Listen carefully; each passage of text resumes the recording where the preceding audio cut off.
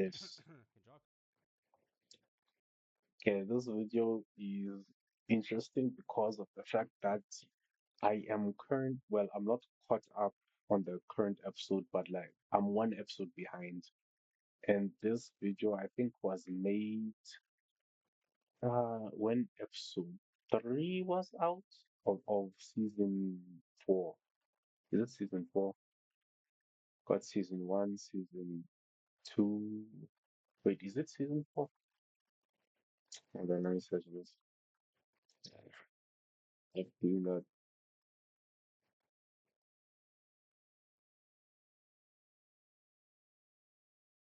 Uh,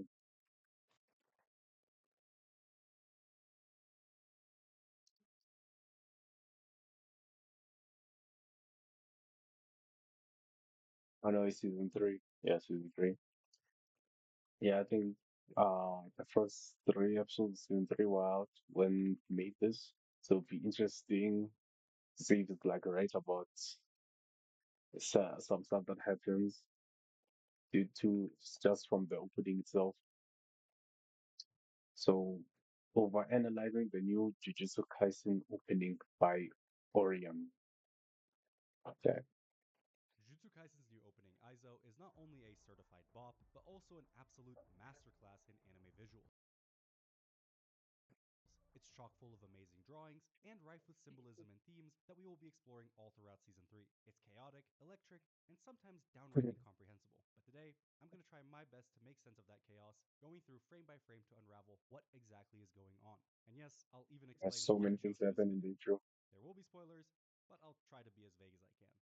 We open up with an upside down shot of the city, bathed in red light, potentially a way to show how Also, that wait, so does he know what happens in the manga? I'll Otherwise, even explain explain. why Choso is spinning. There will be spoilers, but I'll try to be as vague as I can. We open up with Okay. an upside down shot of the city, bathed in red light, potentially a way to show how the So I world think he reads itself the manga. has been flipped on its head with the beginning of the culling game, while very much continuing with the aesthetic of specials. I love Yeah. the visuals of specials, and this is just Oh yeah, more of so the good good. shit.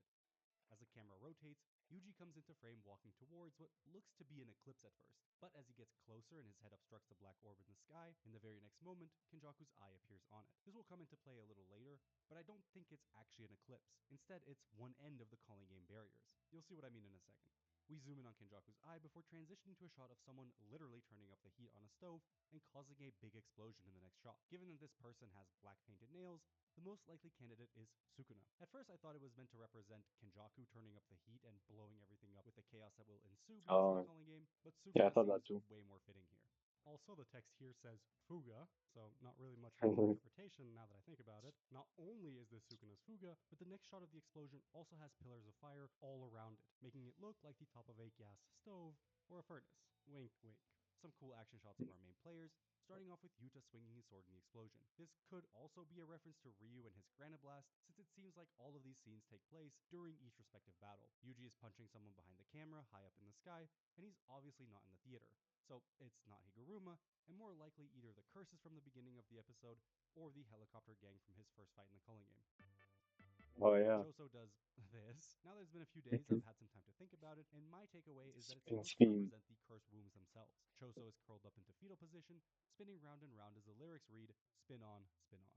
This shot of Megumi is obviously him running away from and luring Reggie towards the school, and the actual background doesn't Oh. match it entirely, but for a split second you can see Chimera Shadow Garden begin to materialize behind him, and also the pond of water is just another nod to that fight with Reggie. We jump back in time a little bit as Shibuya Maki is shown to us, burning up from Jogo's fire, which looks absolutely incredible. Fantastic scene done by no other than Eiichiro Watanabe. One interpretation I've seen regarding this part is that it could also represent Maki being reborn, kind of like a phoenix. And I like it, so I'm going to Mm, go with that as well. One thing yeah. about this opening that I want to mention and also speculate on for a second though, take a look at this list. These are all the animators that worked on it. If you take the length of the OP and divide by the number of animators, you get around 2.5 to 3 seconds worth of animation per animator. I think this is intentional and Yeah, gives the that's opening a fast. very chaotic and energetic feel to it. Almost every shot lasts like 2 to 3 seconds max, and it's all gas, no breaks. I saw some people on Twitter saying it's doing too much or it's too fast paced, but given how the calling game is as an arc, Oh, my toast is so buttery. Bro, come on. I it's super fitting. It also just feels like an incredibly unique and special opening, which makes me all the more happier that it's my favorite series receiving this kind of love, attention, and effort. After Maki, we get Megumi once again, and the camera jumps back away from him in increments. With each jump, a new symbol pops up behind him, all of the 10 shadows that we know of so far, ending with Maharaga's wheel as Megumi finally gets up. Panda rolls around acting all cute and shit. Meanwhile, Yaga is all alone in the middle of a dimly lit street, moments before he gets confronted by Jimi Hendrix. Probably my favorite drawings of the OP, Yuta and Maki drawn in this old school Japanese style. They look so freaking cool. I need someone to stitch them together so I can make it my phone wallpaper or something. Not much in terms of symbolism, I don't think. Yeah, it's It's great. Maki wrestling with a tiger ready to stab it in the eye, and I don't remember Naoya ever being referred to as a tiger, so it could just be visual representation of Maki's strength instead. With tigers themselves being a symbol of power and quickness, that makes the most sense to me. Yuta, on the other hand, I can't visually make out what he's stabbing, but the pose makes it look like it's the curse that he killed back in Shibuya, so it could just be a nod to that, given that Rika is also right there behind him. The only question mark becomes the sword in the frame, which doesn't belong to anyone we know of, and instead just looks like another one of his. If that's the case, then it could be hinting at his ability that we learn of in Shinjuku. If you know, you know. As for the exact reference, I do both not of these know. drawings are actually almost one to one with these two paintings by Utagawa Kuniyoshi. Maki's referencing one of the 800 heroes of the water margin of Japan. That's a fucking name and a half. While Yuta's is Morozumi Bungo no Kami Masakiyo, one of the three heroic deaths in battle. Another shot of pre-calling game Maki dancing on the roof as we transition into Yuji falling down a skyscraper, with Yuta mirroring that exact same movement in the next cut. Given that Yuta will fight Yuji and compare him to pre-calling game Maki, I could see that being the connecting thread and answer as to why Maki is there, but also it mirrors her earlier dance in the fire, and since it's the last time we see her pre-calling game look in the OP, it makes the potential for a reborn as a Phoenix take seem all the more plausible. The weirdest part of the OP for me comes up next. 7 still frames in black and red. Yuki looking cool as always, Panda doing panda things, Choso charging up his convergence maybe, Maki in her perfect preparation design alongside Dragonbone, the curse tool she uses prior to getting her new one, Megumi not summoning Maharaga for once, Yuta opening out his sword, and the Black Flash merchant prepping another one. I don't really understand the thing of everyone making jokes that he just summons Mahoraga like any chance he gets. Like he doesn't really he doesn't like attempt to do it like all the time. It's very few times where he's actually like, okay, I should summon him. Like he doesn't even like start to show that he's thinking about summoning him. Like I feel like people are are thinking way, how do I say it? I think if people are making it seem like he summons him more than he actually does. Because like what he what's it called? I think he's only attempted to summon him like 3 times. Like, and what I mean by attempt is like considering that the first time when he actually summoned him, and then I don't even think it's three. Yeah, honestly, like where did this come from? It doesn't make sense. He doesn't just sit there Maharaga.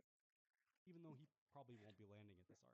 Yuji and his brothers in Choso's mines share a meal together, and these 3 candles here kinda caught my attention. They're all melted up to different levels, and one of them is almost completely out. At first I thought it was meant to represent their lives and it's burned out because Eso and Kechisu died, but the numbers don't add up. I have a feeling this candle means something, so if you have any interpretation, I'd be glad to hear it. Then we see Megumi looking over his bedridden sister, while Yaga looks over baby Panda. Cool parallel. This next shot looks to me like the Zenin household, with Mai all the way at the back, but it's also kind of hard to tell. This OP delves quite a bit into the theme of motherhood, fatherhood as well with Yaga, but also quite a bit with the relationship between siblings. Mainly Maki and Mai, but Megumi and his sister also get a bit of spotlight as well. And this bombshell, the one and only Sukuna that we clearly see in the entire OP, which is a decision I really like, given what Sukuna is plotting. He looks absolutely terrifying in this shot, and since it's Yuji with bloodstained hands looking at himself in the mirror, only to see Sukuna, I think there's 2 things going on. From a meta point of view, Sukuna is a ticking time bomb, unpredictable and ready to fuck everybody's day up, but only showing him for one frame helps sell the idea that even through all of this chaos that is happening right now, for all of Kinjaku's scheming and plotting, Sukuna is also there, waiting for his moment to reappear into the story, just like Shibuya. From a thematic point of view, it's Yuji's guilt taken form. He can't rid himself of all the death that he caused in Shibuya, and can't even see his own self in the mirror's reflection. Just Sukuna. I made this tweet a couple of days ago, but what I like about this picture of Sukuna is that while Yuji's hands and sink Mm, are bloodied, Sukuna's are not. Unlike Yuji, who mm, is haunted by what yeah. happened in Shibuya, Sukuna isn't in the slightest. His sink, a stand in for conscience, is Yeah, I didn't notice pristine by that. comparison, showing that for him, killing comes as easy as breathing. Peak all around, Goso Cinema. We then cut to Yuki overlooking the city, but as the camera pans up, the giant culling game barrier looms over everyone. As the Jujutsu Kaisen title card comes and goes, the buildings crumble in the chaos and destruction of the culling game. All the while, a nuke is quietly being dropped on Japan. This is in reference to Reggie's words to Megami: Kenjaku is going to drop a nuke on Japan. Not literally, but the damage that he will cause might as well be one. Tengen and the gang are posing for a Yeah. fashion magazine or something. It's actually a Ghost in the Shell reference. The only difference is that Tengen's barefoot. For the love of God, Tengen, put those nasty grippers away. And while Tengen begins to speak about something or someone, Kenjaku, the man himself is shown to be watching Tengen through the TV screens. Not only does this point to Tengen being Kenjaku's target, but also alludes to the fact that Kenjaku is overseeing everything. He places the calling game barriers down like it was nothing more than a house on a Monopoly board, looking through the top of it, overseeing the entirety of the calling game. This is why I said the eclipse at the beginning is actually not one at all. Instead, it's the opening of the barrier itself. Very cool scene. I love Oh, that the okay. anime So, staff has decided to really hammer home just how in control Kenjaku is over everything. And these shots alone really make him feel like a much more threatening villain. I'm excited to see if they give him more anime only stuff to do as the season goes on. Next up is Maki again, likely after you know what happens to you know who. But the shot itself really mm, reminds me of this Toji one from the season 2 OP, which makes my first statement all the more likely. Another shot of the barrier as a white bird makes its way toward it. Not exactly sure what that's supposed to represent.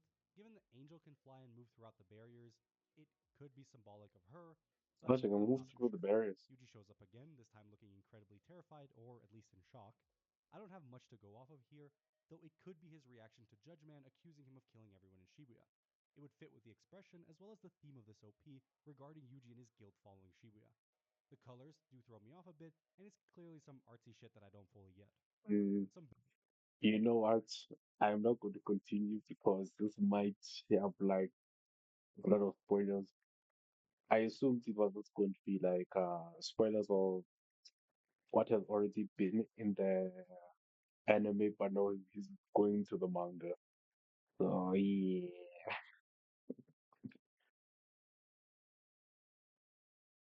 Um, okay, so